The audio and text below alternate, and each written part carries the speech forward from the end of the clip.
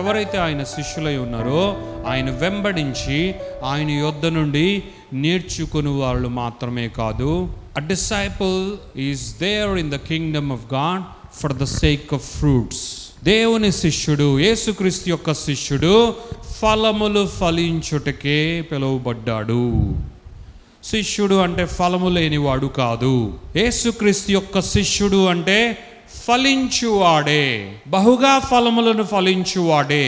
అంత మాత్రమే కాదు, దేవుని యొక్క బిడ్డలారా, ఆ ఫలము వాడిలో నిలిచి ఉండాలి, అది నిలబడాలి. అది కోసివేయబడి తినివేయబడేది కాదు, అది అంతరించిపోయేది కాదు. వాడు ఫలములు ఫలించి ఆ ఫలము వాడిలో నిలిచి ఉండాలి.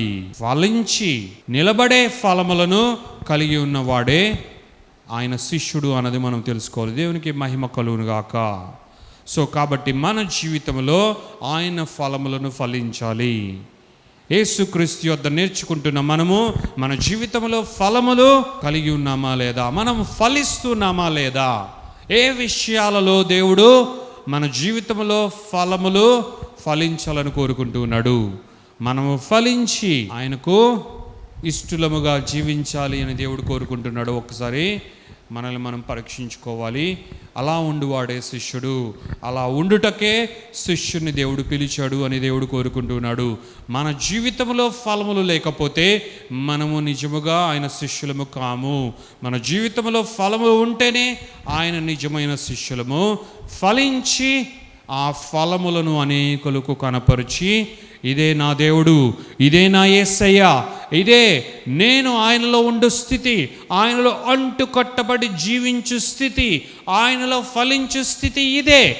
అందుకొరకే నేను కేవలము రక్షింపబడి అక్కడ ఉన్నానులే అన్నట్లుగా ఉండువాడును కాదు, కానీ నేను ఆయనకు శిష్యుడుగా ఉన్నాను అంటే ఇలా ఫలములు ఫలించుటకే అని అనేకులకు మనము కనుపరచబడి అనేకులకు సాక్షులముగా, యేసయ్య సాక్షులముగా మనం జీవించాలని దేవుడు కోరుకుంటున్నాడు. ఆయన వెంబడించి ఆయన యొద్ద నేర్చుకొని ఆయన యందు నిలిచి ఉన్న మనము, ఆయనలో అంటుకట్టబడి ఉన్న మనము, ఆయన జీవమనే సమృద్ధిగా కలిగి ఉన్న మనము తప్పక ఫలములు ఫలించి ఆయన నామాన్ని మహిమపరచాలి. ఇదే శిష్యునికి ఉన్న లక్షణం. ఈ విధముగా ఉండి ఆయన సంబంధ బాంధవ్యంలో ముందుకే నడుచుచు ఆయన పైనే ఆధారపడి ఆయన యందే సమస్తమునకు విశ్వాసం ఉంచి, నా జీవితము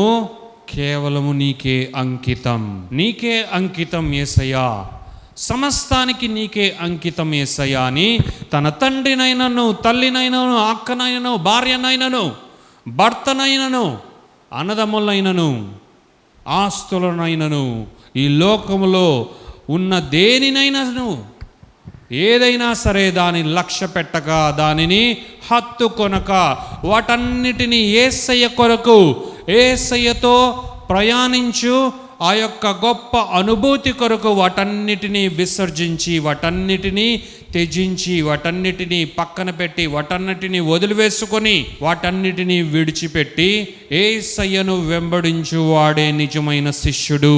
యేసుక్రీస్తును వెంబడించువాడే ఆయనకు ప్రియమైన శిష్యుడు అని దేవుని యొక్క వాక్యం సెలవిస్తుంది. దేవునికి మహిమ కలుగునుగాక. అలాగున్నవాడు యేసుక్రీస్తు కొరకు, యేసయ్యకు శిష్యుడుగా ఉండుట కొరకు అవన్నీ వదిలివేసుకున్నా తుదకు యేసయ్య ఆశీర్వాదాన్ని బట్టి, యేసయ్య విస్తరించు కృపను బట్టి వాడు అనేక విధములుగా మరలా ఫలించి అభివృద్ధి నొందుతాడు. వాడు ఈ భూమి అందే, ఈ లోకములోనే, ఈ జీవితంలోనే నూరంతలుగా మరలా దేవుని నుండి పొందుకొని ఆశీర్వదింపబడతాడు. This is what is a committed life style of a disciple of Jesus. ఈ విధముగా త్యజించుకొని యేసుక్రీస్తు కొరకు జీవించువాడే యేసుక్రీస్తు యొక్క శిష్యుడు. ఈ విధముగా తన జీవితాన్ని యేసయ్య కొరకు అంకితం చేయువాడే యేసయ్య శిష్యుడు. This is what is the life of disciple, the disciples of Jesus. Yesayya శిష్యులు ఈ విధముగానే జీవిస్తారు. నో డౌట్ యేసుక్రీస్తు యొక్క శిష్యులు మనము తీసుకునే గ్రేటెస్ట్ ఎగ్జాంపుల్ ఏదైనా ఉంది అంటే ఆయన శిష్యులే.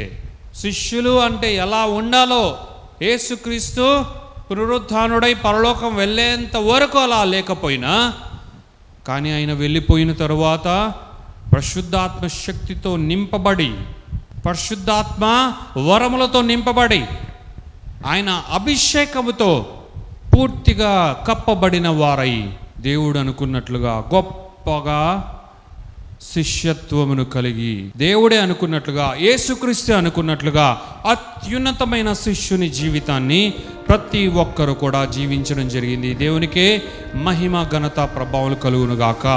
వారు జీవించిన జీవితం గొప్ప నిదర్శనం, మాదిరి. ప్రతి ఒక్కరు కూడా వారిని చూచి ఎంతో నేర్చుకోవచ్చు.